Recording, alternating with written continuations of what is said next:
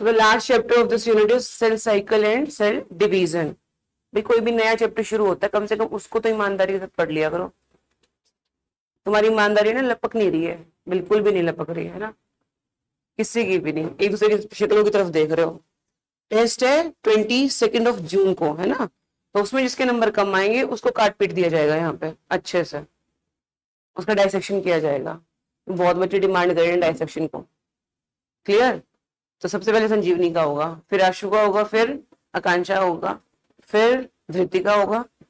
ये शायद नंबर ले ले, उम्मीद है थोड़ी सी मेरे को। ठीक है, तो भाई क्यों नहीं पढ़ रहे हो पता नहीं, मेरे को तो समझ नहीं आ रही है बात। एक्सीडेंट हो गया, खत्म कहानी। एक चैप्टर था उसको क्लोज कर, आगे बढ़ उससे।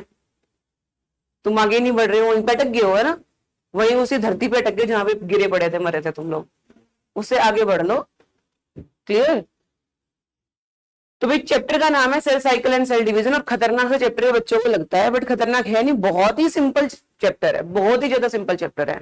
कुछ ही चीज इसमें याद करनी है। दो पार्ट्स में चैप्टर को डिवाइड किया गया है, माइटोसिस एंड मियोसिस।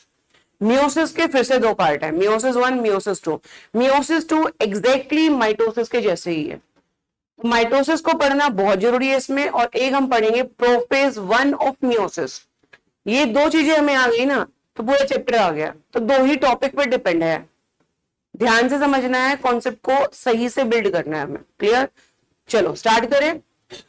इस यूनिट में हम बेसिकली चले हैं किसको लेके, एनसीईआरटी को लेके। ठीक है, वैसे तो हर चैप्टर में जरूरी है, लेकिन कुछ चैप्टर्स हमें टिपिकली एनसीईआरटी से उठा के चलने हैं। क्लियर? चलो, सो पे लिखा हुआ है, are you aware that all organism even the largest start their life from a single cell. हम जितने भी धरती पे आबादी बढ़ा रहे हैं, है ना, जितने भी लोग पैदा हुए हैं धरती पे, जितने भी ऑर्गेनिजम्स हैं, वो सब एक सिंगल सेल से बने, चाहे कितना भी हायर ऑर्गेनिज्म ना हो। अब बोलोगे सिंगल सेल से कैसे? जायगोट, एक ही सेल था, स्पर्म और ओवम के फ्यूजन से बना, उस सेल ने डिवीजन की और हम पूरे बन गए। ठीक है, तो एक सिंगल सेल में ऐसा क्या हुआ जिसकी वजह से एक कंप्लीट ऑर्गेनिज्म बनता है, उसके अंदर होती है सेल डिवीजन। क्या होती है? Cell division. तो बेटा वो डिवाइड कर करके लेयर्स बनाता है, और उन लेयर्स से डिवाइड हो के हम बन जाते हैं, इनकी हमारे ऑर्गन्स बनते हैं, फिर ऑर्गन सिस्टम बनता है, और फिर एक ऑर्गेनिज्म पैदा हो जाता है। समझ आ रही है बात? तो सेल डिवीजन बायोलॉजी में एक क्रूशियल रोल प्ले करती है, क्योंकि इसी से हमारी पूरी धरती बनी हुई है। सेल डिवीजन ना हो तो हायर ऑर्गेनिज्म ना बने। ठीक है जी, सिर्फ यूनिसेलुलर तो बन जाएगा, लेकिन यूनिसेलुलर भी अपनी प्रोजेनी कैसे बढ़ाएगा? जब वो डिवाइड करेगा। क्योंकि यूनिसेलुलर ऑर्गेनिज्म में सेल ग्रोथ सिनोनिम है रिप्रोडक्शन के। अमीबा की बात करें, अमीबा डिवाइड करके क्या करता है? अपनी प्रोजेनी बनाता है। तो उसके अंदर डिवीजन ही यानी कि ग्रो किया ना उसने, तो ग्रोथ ही रिप्रोडक्शन है। उसके अंदर क्या है? ग्रोथ ही रिप्रोडक्शन है। ये बढ़िया से क्वेश्चन भी बन सकता है नीट के अंदर। तो यूनिसेलुलर ऑर्गेनिज्म में cell growth, cell division is synonym with reproduction. Clear? समझ आई ये कहानी? नहीं आई है पूछ लो, कोई दिक्कत नहीं है।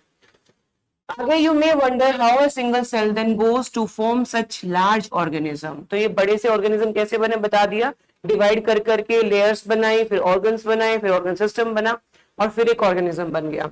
Growth and reproduction are characteristics of cells. Grow और रिप्रोडक्शन सेल्स की वजह से ही हो रहे हैं। उसके अंदर डिवीजन होगी, रिप्रोडक्शन में गैमीट्स जो बनते हैं वो मियोसिस से बनेंगे। पढ़ेंगे कैसे? जब भी हमारे सेल्स को, हमारी बॉडी के सेल्स को ग्रो करना होता है, रिपेयर करना होता है, तो होती है माइटोसिस। और जब भी रिप्रोडक्शन होनी होती है, गैमीट्स होनी होती है, तो गैमीट्स बनने होते हैं, तो क्या होगा? मियोसिस। ठीक है जी। तो indeed of all living organism, all cells produce by dividing into two, with each parental cell giving rise into two daughter cells each time they divide. तो डिवाइड होके वो दो नए सेल यानी कि दो डॉटर सेल बना लेते हैं। These newly formed daughter cells can themselves grow and divide. फिर वो डॉटर सेल भी आगे ग्रो एंड डिवाइड कर सकते हैं।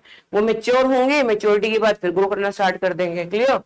Giving rise to a new cell population that is formed by the growth and cell division of a single parental cell and its progeny. तो एक parental cell है, वो अपनी डॉटर सेल बनाता है, डॉटर सेल ग्रो करती है, फिर वो डिवाइड करना स्टार्ट कर देती है, फिर उसकी डॉटर सेल ग्रो करेगी, फिर डिवाइड करना स्टार्ट कर देगी। ऐसे चलता रहेगा हमारे अंदर। तो भाई in other words such cycles of growth and division allow a single cell to form a structure consisting of millions of cells। इस तरह से बहुत सारे सेल्स आपके फॉर्म हो सकते हैं। कोई कंफ्यूजन यहां तक? नेक्स्ट है what is cell cycle. Cell cycle है क्या वो देख लेते हैं। सेल साइकिल का मतलब है कि एक सेल का ग्रो करना, फिर उसका डिवाइड करना दो न्यू सेल्स के अंदर। तो इसके बीच में जितने भी इवेंट्स आए, सेल का ग्रो करना फिर डिवाइड करना दो नए सेल्स के अंदर, इसके बीच में जितने भी इवेंट्स आएंगे वो क्या होंगे? Cell cycle. क्या होंगे वो? Cell cycle. तो सेल डिवीजन जो बेटा बहुत ज्यादा इंपॉर्टेंट है ये इन ऑल लिविंग ऑर्गेनिज्म, क्योंकि चाहे यूनिसेलुलर ऑर्गेनिज्म हो उसके लिए भी अपनी रिप्रोडक्शन करना यानी कि अपनी प्रोजेनी बढ़ाने के लिए सेल डिवाइड तो करना पड़ेगा। समझ आ रही है बात? तो भाई during the cell division of a cell DNA replication क्या होती है? DNA replication. समझो बात को, एक सेल के अंदर उसका डीएनए है, न्यूक्लियस के अंदर जितने भी कंटेंट है सेल के अंदर वैसे तो सभी को डिवाइड करना पड़ेगा ताकि इक्वली डिवाइड कर सके फिर हम दो नए सेल्स के अंदर। तो बेसिकली यहाँ पे जो इंपॉर्टेंट चीज है वो है डीएनए। यहाँ पे तो डीएनए रेप्लिकेशन होता है। मॉलिक्यूलर जो बेसिस ऑफ इनहेरिटेंस चैप्टर है तुम साइड बाय साइड पैरेलली पढ़ रहे हो तो तुम्हारे लिए बेनिफिट हो रहा है, इसलिए इन दोनों यूनिट्स को मैंने पैरेलल चलाया, कहीं ना कहीं लिंक कर रही हैं। डीएनए रेप्लिकेशन तुम्हें पता है डीएनए रेप्लिकेशन क्या होता है, डीएनए का डबल होना इस डीएनए रेप्लिकेशन क्यों जरूरी है, हमें सेल साइकिल पढ़ा रहा है क्योंकि सेल डिवीजन के दौरान हमें डीएनए का डबल होना चाहिए। तो दोनों चीजों को लिंक कर पा रहे हो? डीएनए रेप्लिकेट हो रहा है, क्यों हो रहा है हमें ये चैप्टर बता रहा है। क्लियर? क्योंकि हमें चाहिए सेल की दूसरी कॉपी, सेल की डिवीजन, एक सेल से हमें दो सेल बनाने हैं। तो भी ऑल दीज प्रोसेसेस, रेप्लिकेशन की बात की, सेल ग्रोथ की बात की, दोनों साथ साथ चल रही है। ऑल दीज प्रोसेसेस जैसे कि बेटा बोला हमने cell division, DNA replication, cell growth hence have to take place in a coordinated way to ensure correct division and formation of progeny cells containing intact genomes। ये बोल रहा है कि सही से डिवीजन होनी चाहिए। क्या बोल रहा है? सही से डिवीजन होनी चाहिए। अब तुम फिर से मॉलिक्यूलर वाले चैप्टर पे टपक जाओ, वो क्या कहता था कि रेगुलेशन होती है। क्या होती है? रेगुलेशन होती है ना। तो जीन एक्सप्रेस जब अपने आप को करता है तब बोला था उसमें रेगुलेशन होती है, लेकिन यहां हम बात कर रहे हैं जीन रेप्लिकेशन की, डीएनए रेप्लिकेशन की। किसकी बात कर रहे हैं? डीएनए रेप्लिकेशन की। उस टाइम पे भी कितना डीएनए डबल होना चाहिए और उसके डबल होते ही सेल भी डिवाइड कर जाए तभी तो फायदा है ना। अदरवाइज सपोज करो कि डीएनए रेप्लिकेट कर गया, न्यूक्लियस डिवाइड हो गया, एक सेल में दो न्यूक्लियस आ गए लेकिन सेल डिवाइड ना करे तो क्या होगा? एक सेल के अंदर दो न्यूक्लियस, दोबारा से ऐसा हो जाए तो एक सेल के अंदर चार न्यूक्लियस, तो कंडीशन क्या आ जाएगी? Multi nucleate condition. और यदि ये कंडीशन हमारी बॉडी के अंदर हो जाए, वैसे तो होती नहीं है लेकिन हो जाए तो भयानक तूफान मच सकता है बॉडी के अंदर। ये अभी तक देखी गई है किसके अंदर? पॉलीप्लोइडिस कंडीशन को बोलते थे। किसके अंदर देखी गई है? प्लांट्स के अंदर। ये कौन बताता है हमें? Inheritance chapter, principles of inheritance and variation chapter, कि polyploidy is seen only in plants. Then आगे बढ़े, the sequence of events by which a cell duplicates its genome. जो जितने भी सीक्वेंस है जिसमें एक सेल ने अपने जीनोम को यानी कि अपने डीएनए को रेप्लिकेट किया, डबल किया, synthesizes the other constituents of the cell. और भी जितने भी कॉन्स्टिट्यूएंट्स यानी कि ऑर्गेनेल्स की बात कर रहे हैं, सेल चैप्टर पढ़ चुके हो, माइटोकॉन्ड्रिया, प्लास्मिड, जो भी प्रेजेंट है उसके अंदर, उसको भी वो डबल करेगा, इवेंचुअली डिवाइड कर जाएगा टू डॉटर सेल्स के अंदर। ये जो सारे इवेंट्स हैं including the cell growth, including the DNA replication, including the cell division, including the nucleus division, ये सारे के सारे इवेंट्स हम किसमें पढ़ेंगे? सेल साइकिल के अंदर। समझ आ रही है बात? तो सेल साइकिल क्या है? वो सारे इवेंट्स जिसके अंदर हम पढ़ते हैं सेल के अंदर जितने भी उसके कॉन्स्टिट्यूएंट्स है उनका डबल होना और फिर सेल का इवेंचुअली डिवाइड कर जाना। These all events are known as cell cycle.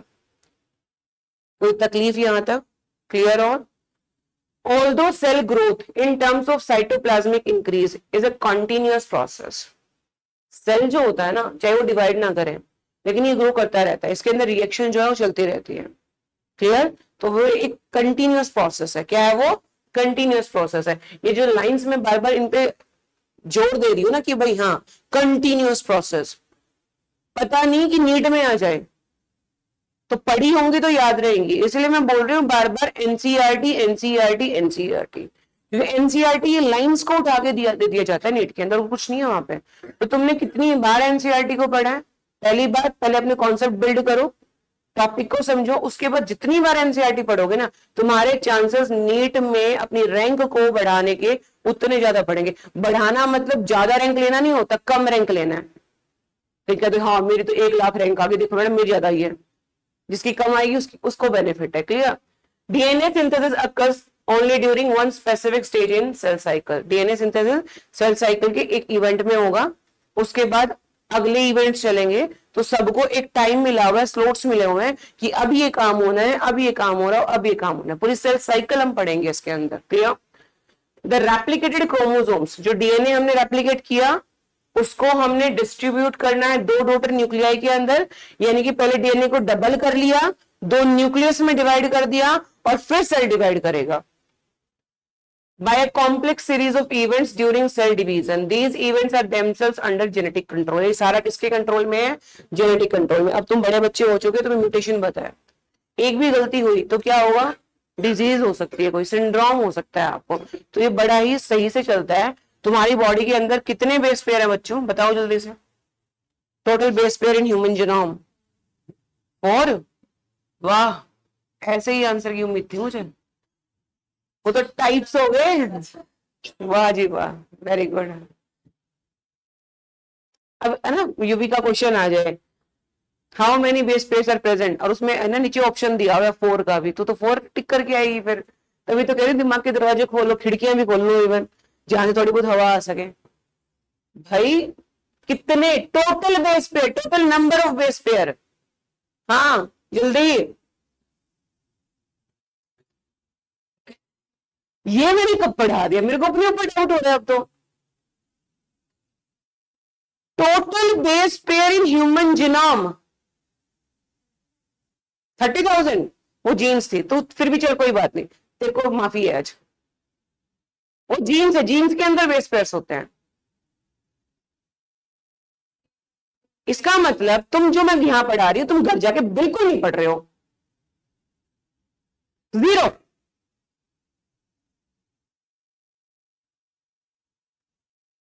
Haploid diploid content बताया था, वो टोटल बेस पेयर से तो है क्या? ये तो सो रही है आराम से, है ना। इसको इतनी बार उबासियां आ लिया कि पता नहीं क्या बकवास पढ़ाया जा रहा है यहाँ पे।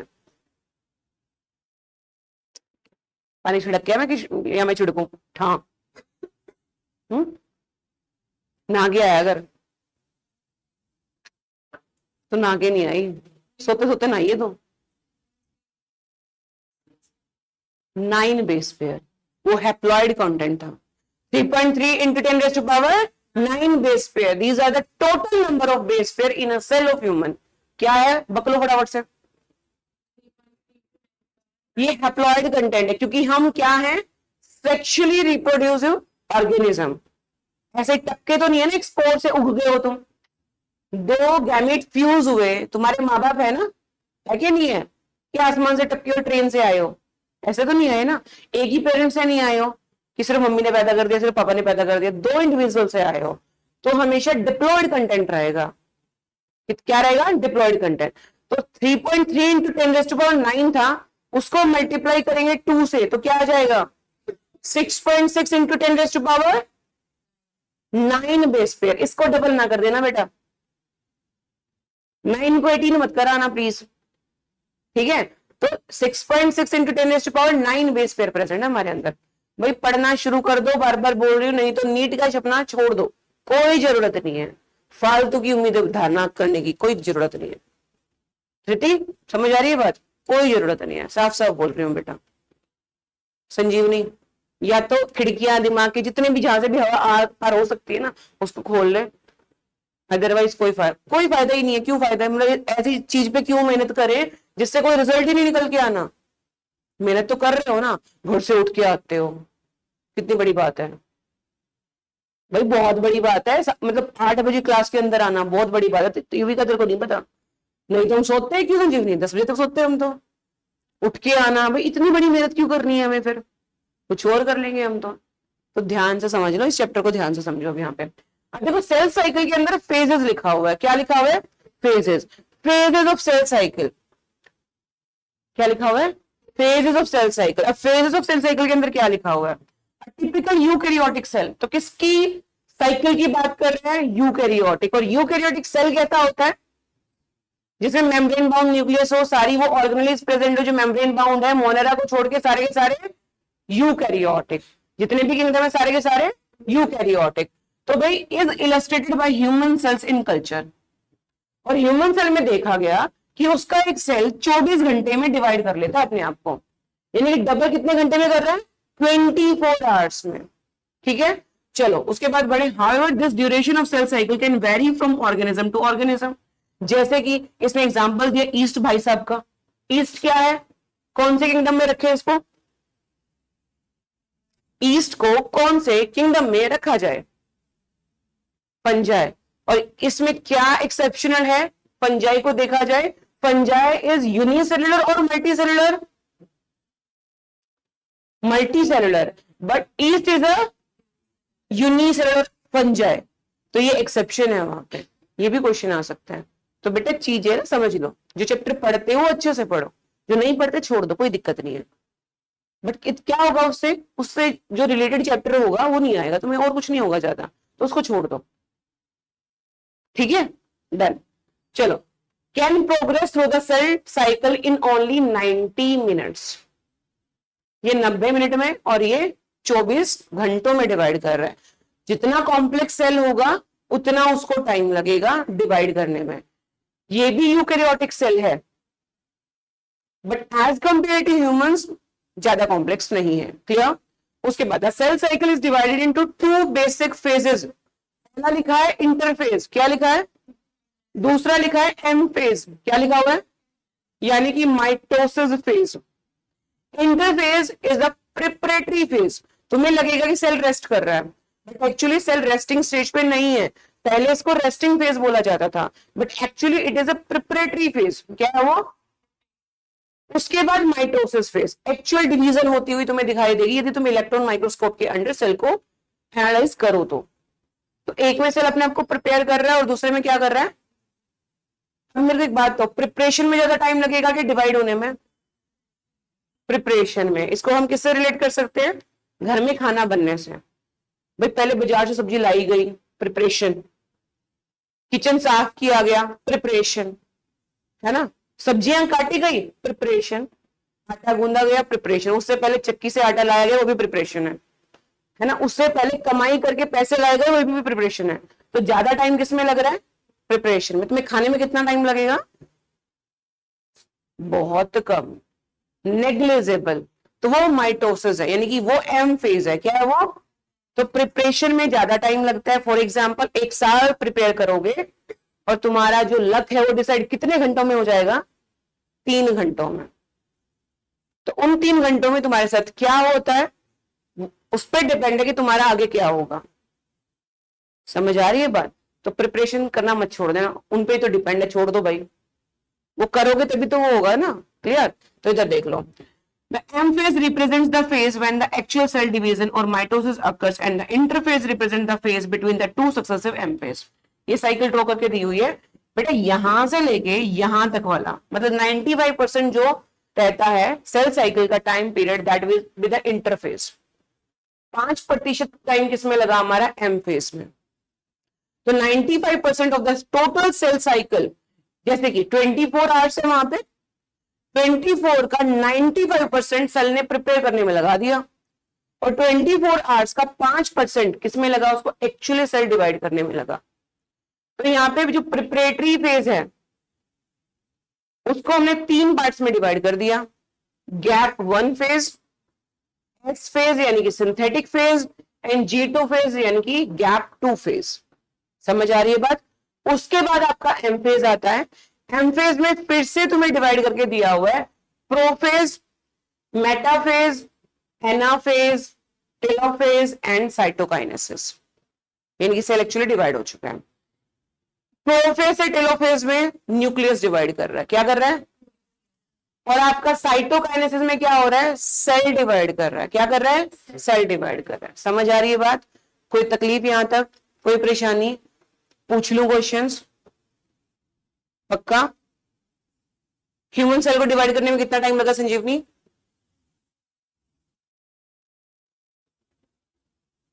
बेटा मेरे को रोना आ रहा है बहुत ज्यादा, सच्ची कह रही हूं।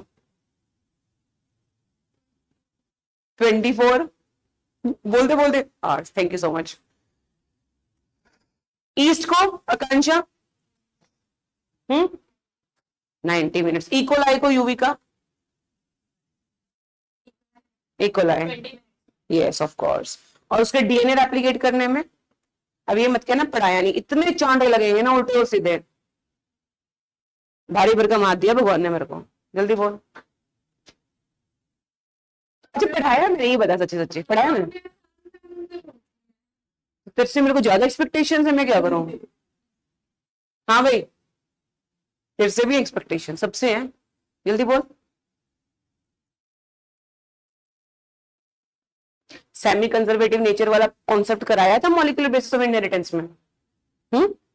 उसमें बताया था कि 20 मिनट में इक्वलाई डबल कर लेता है अपने डीएनए को, मतलब खुद रेप्लिकेट कर जाता है, पूरा सेल डिवाइड हो जाता है, और 18 मिनट मतलब डीएनए रेप्लिकेट करता है।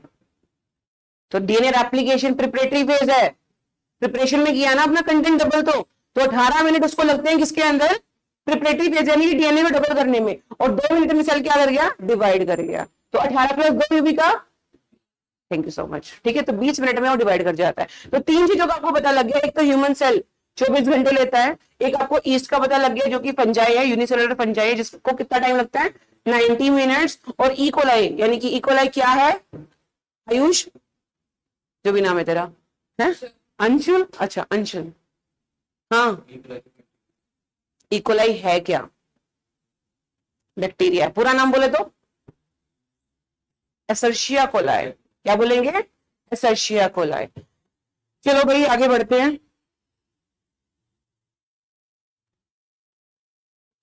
एक तो ये मेरा पता नहीं क्यों कलरफुल हुए जा रहा है, इतनी गर्मी में भी व्हाइट रहे, गर्मी कम लगेगी। हाँ गर्मी मारी, ये देख ये है गर्मी। The M phase represents the phase when actual cell division, है ना, अभी पढ़ा था हमने। माइटोसिस इंटरफेज रिप्रेजेंट करती है 2 एम फेज का टाइम, मतलब ये एम फेज था प्रिपरेशन, ये बीच का जो टाइम है इसको हम क्या बोलते हैं? इंटरफेज। क्या बोलेंगे बच्चों?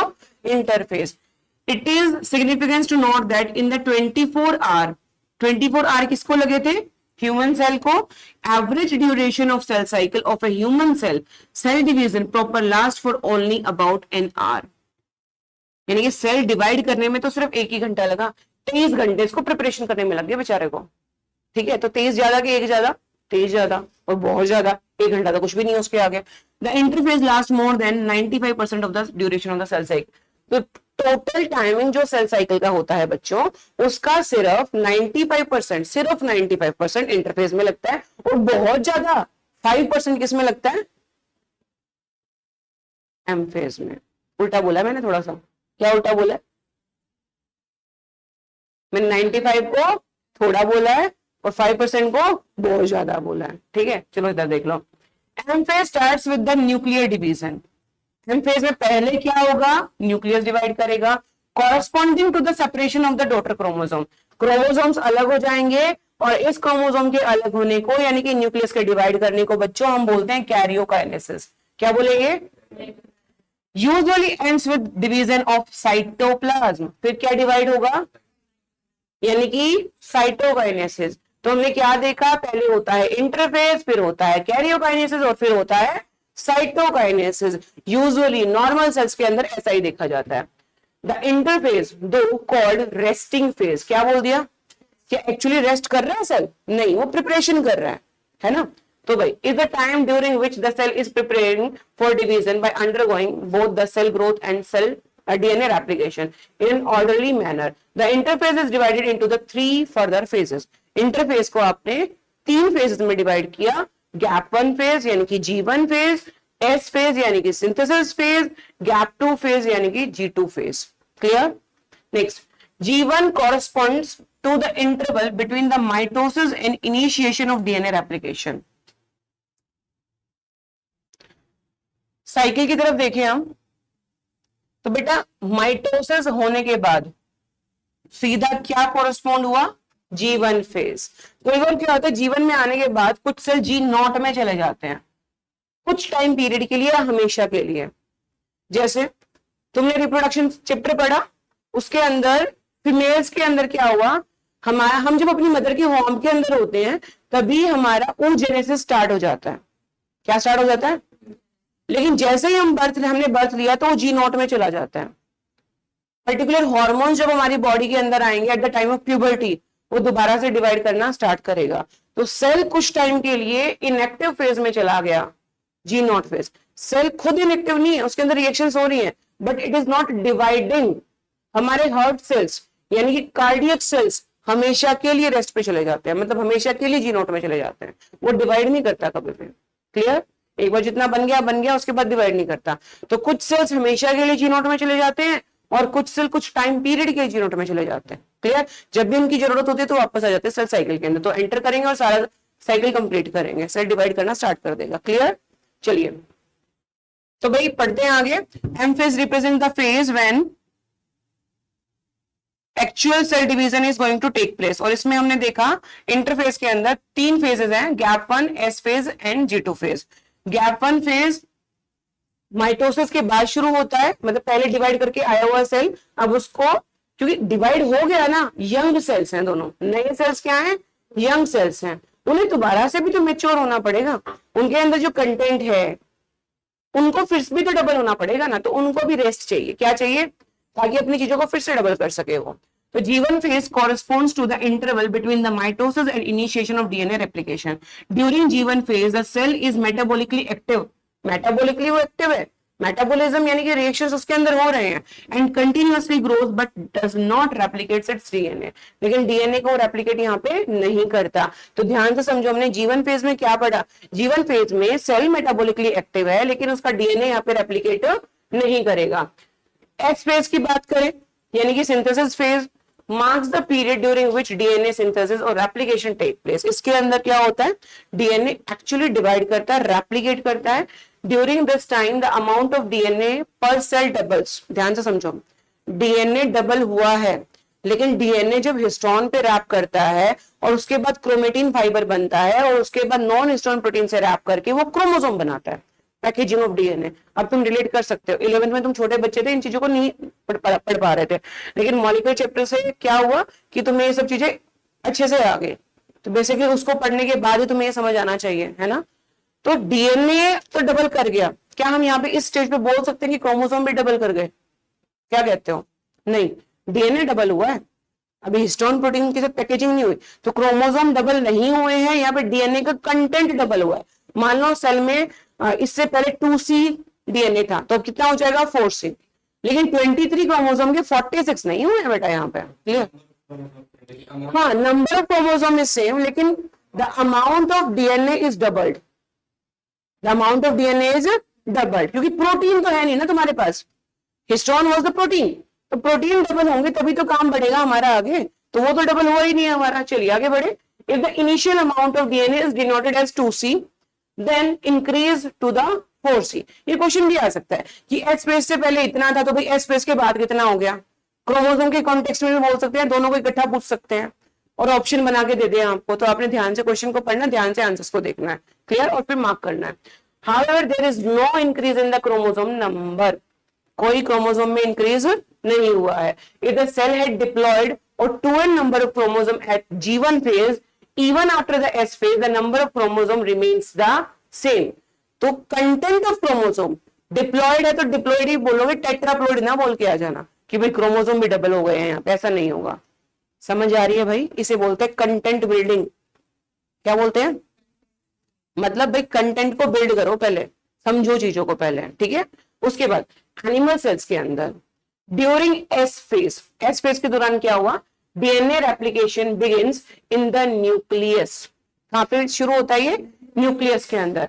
And the centriole duplicates in the cytoplasm. देखो सेंट्रियोल बोला ना इन्होंने बच्चों, तो इन्होंने एनिमल सेल का जिक्र किया क्योंकि centriole is only present in animal cell, they are absent in plant cell.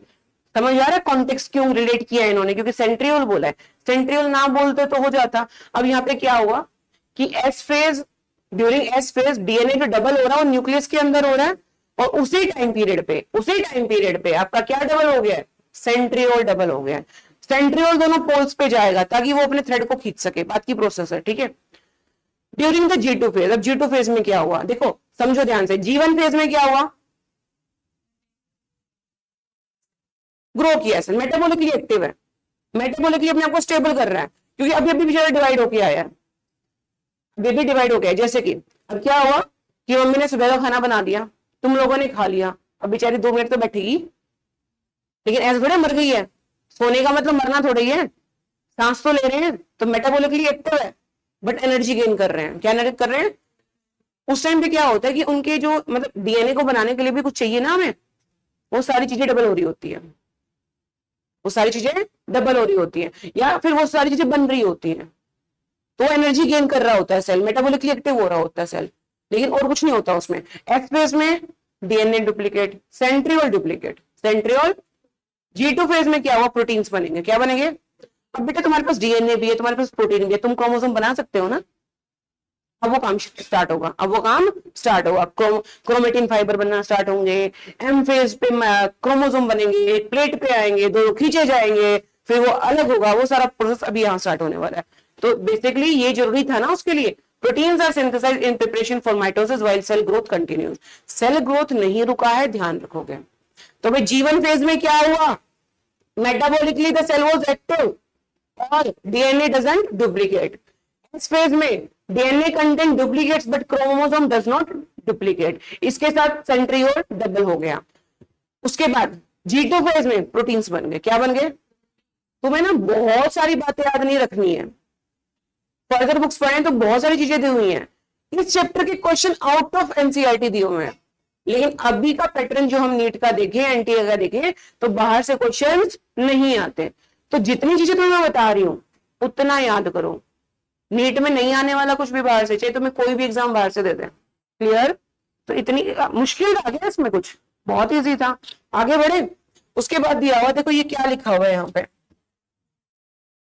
How do plants and animals continues to grow all their lives. भाई कैसे प्लांट्स और एनिमल्स कंटिन्यू कर रहे हैं ग्रो करना पूरी लाइफ में।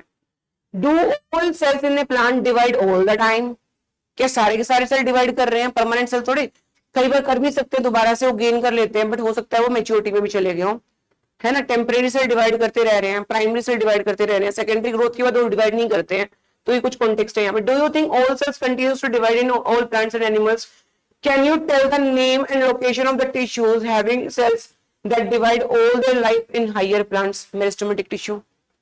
वो परमानेंट हो गया अलग बात है, लेकिन मेरिस्टेमेटिक तो करता रहेगा। Do animals have similar meristematic tissues, ना भाई ना, ऐसा नहीं होता, नहीं तो हम बुढ़ापे में भी ग्रो कर रहे होते हैं। कुछ पार्ट्स हमारी बॉडी के ग्रो कर रहे होते हैं बट सारे पार्ट्स नहीं कर रहे होते। हेयर्स नेल्स ये कर सकते हैं, बट हमारी जो बॉडी है वो up to a certain age of life grow करती है।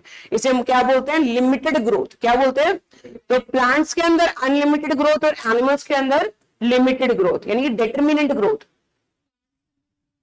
वो ग्रो करते रहते हैं। कुछ पार्ट नहीं करते हैं बट अधिकतर पार्ट ग्रो करते हैं। प्लांट बुढ़ापे में भी है, यदि उसका कोई लीफ गिर गया तो दोबारा उसको बना सकता है, बट हमारी बॉडी में ऐसा नहीं हो सकता। कुछ टिश्यूज रिजनरेटिव है, लाइक लीवर, हेयर्स, नेल्स, ये कर सकते हैं, बट वो भी एक टाइम तक, है ना। अब बूढ़े लोगों के हेयर्स ग्रो करते हुए दिखाई देंगे तुम्हें, नहीं, है ना। नेल्स हो सकता है बट ज्यादा टिश्यूज हमारे ग्रो नहीं करते हैं। तो भाई ये अभी तो बेस था इस चैप्टर का, और ये फाउंडेशन पर स्ट्रॉन्ग करके आओगे तभी मैं आगे बढ़ूंगी। जिस बच्चे को ये टॉपिक नहीं आएगा वो बारी बारी क्लास से बाहर जाता जाएगा, उसका कोई काम नहीं है क्लास में। क्यों टाइम वेस्ट करें, 10 बजे तक सोएंगे, फिर हमारा आराम से कम बॉडी का ग्लो तो बना रहे। क्यों भाई, चलो निकलो यहां से।